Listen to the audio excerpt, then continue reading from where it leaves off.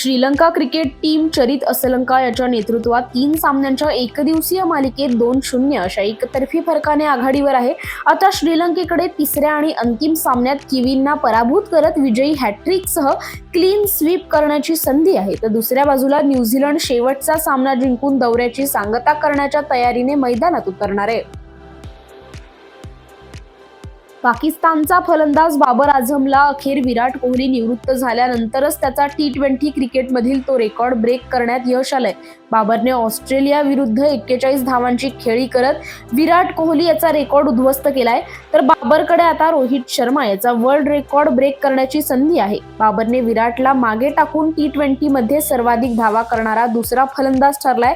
तर रोहित शर्मा याच्या नावावर T20 मध्ये सर्वाधिक धावांचा विश्वविक्रम आहे. टीम इंडियाचा वेगवान गोलंदाज मोहम्मद शमी याने दुखापतीनंतर जवळपास वर्षभराने क्रिकेट कमबॅक केलं.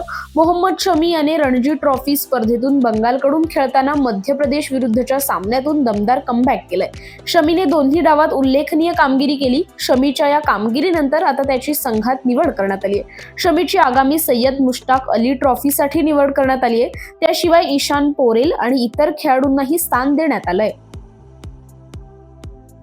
न्यूझीलंडचा माजी वेगवान गोलंदाज डग ब्रेसवेलवर एका महिन्याची बंदी घालण्यात आली आहे. कोकेन सेवन केल्याप्रकरणी चाचणीत तो पॉझिटिव्ह आढळलाय. या वर्षी जानेवारीमध्ये ब्रेसवेलने देशांतर्गत T20 सामन्यात सेंट्रल डिस्ट्रिक्टकडून खेळताना वेलिंग्टन विरुद्ध चमकदार कामगिरी केली होती. त्या सामन्यानंतर ब्रेसवेलने ड्रग्ज सेवन केलं होतं आणि याबाबत स्पोर्ट्स इंटिग्रिटी कमिशनने पुष्टी केली आहे.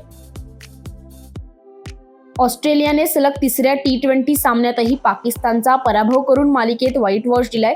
तिसऱ्या सामन्यात ऑस्ट्रेलिया संघाने प्रथम गोलंदाजी करताना पाकिस्तान संघाला 18.1 षटकात 117 गुंडाळले. त्यानंतर 118 धावांच्या लक्ष्याचा पाठलाग करताना 3 गडी गमावून 11.2 षटकात विजयावर शिक्कामोर्तब करत मालिका 3-0 फरकाने खिशात घातली आणि या विजयासह ऑस्ट्रेलिया संघाने न्यूझीलंड संघाचा मोठा विक्रम मोडत इतिहास घडवलाय. भारतीय क्रिकेट संघाचा मुख्य प्रशिक्षक गौतम गंभीरच्या अडचणी संपताना दिसत नाहीयेत. दिल्ली उच्च न्यायालयाच्या आदेशाने त्याच्या अडचणीत वाढ झाली आहे. वास्तविक घर खरेदीदारांसोबत फसवणूक केल्याप्रकरणी माजी क्रिकेटपटूला दोषमुक्त करण्याच्या कनिष्ठ न्यायालयाच्या आदेशाला दिल्ली उच्च न्यायालयाने स्थगिती दिली आहे. दंडाधिकारी न्यायालयाने गौतम गंभीरची आरोपातून निर्दोष मुक्तता केली होती. मात्र दिल्ली उच्च न्यायालयाने या आदेशाला स्थगिती दिली आहे.